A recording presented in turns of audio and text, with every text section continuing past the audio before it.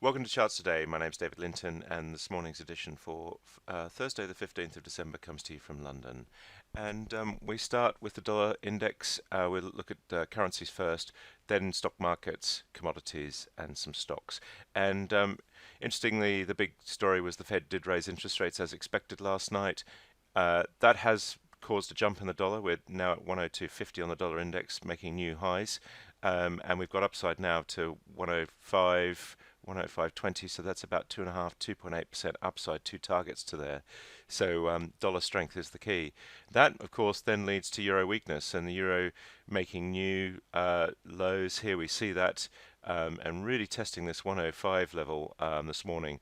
And if we close at these levels today, we activate this downside target of 89. So that's actually taking us below parity. We've got these two targets to 101. And on the medium-term chart, we've got targets to 102, 103. So it really does look like the euro is heading to parity with the dollar now, and that euro weakness just starting to show through again. Really critical where we close today. And remember, this is the long-term picture, the medium-term picture, and the short-term picture, and all those charts are bearish. So it's bearish on all three time frames.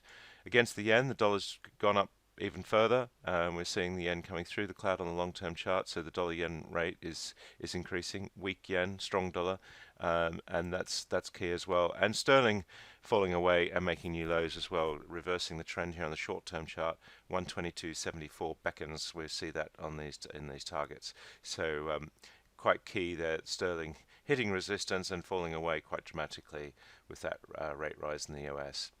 Look at sterling against the euro, fairly flat on the short-term chart, but showing some strength against the euro in the medium term. And we look at the Swiss euro, Swiss sterling, sideways again, but just wandering out of the cloud there on the medium-term chart. And against the Aussie sterling, again flat on the short-term chart.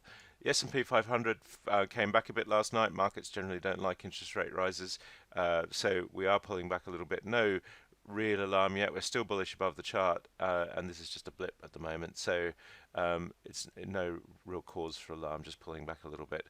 And the Nasdaq did hold that 4900 level on the Nasdaq 100, so we are just holding that breakout level.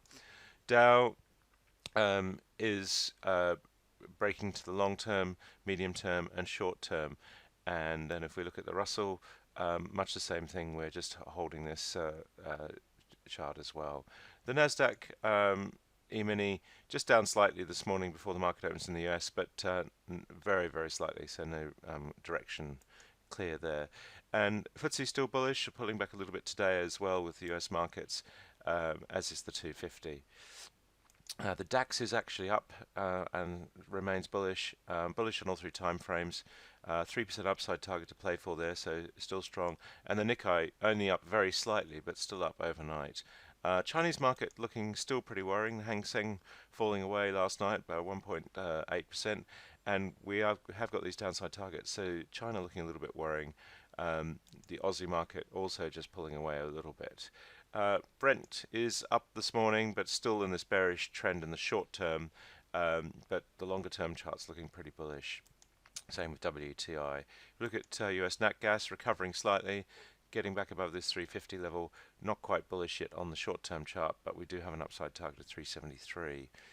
Going straight to gold. Gold really fell heavily on that interest rate announcement, and we've now got downside target 4% to 1092. So a little bit worrying there that gold is pulling right back, and the same with silver. We're seeing that as well.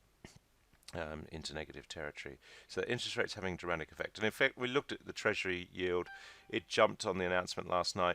Market had priced it in, but it still rose anyway. 261. That's activated upside targets now to 274 and 291. So we are seeing 5 and 12% upside potential on the yield on US interest rates. Apple was flat on the announcement. Google rose very slightly. Amazon, Facebook and Microsoft all pulled back a little bit, but all look still pretty bullish on the tech front. So it's just a small adjustment. Keep an eye out for the charts today at opening, especially the 1 minute charts. But at the moment, the theme is strong dollar. That's it for today. Until tomorrow, happy charting. See you then.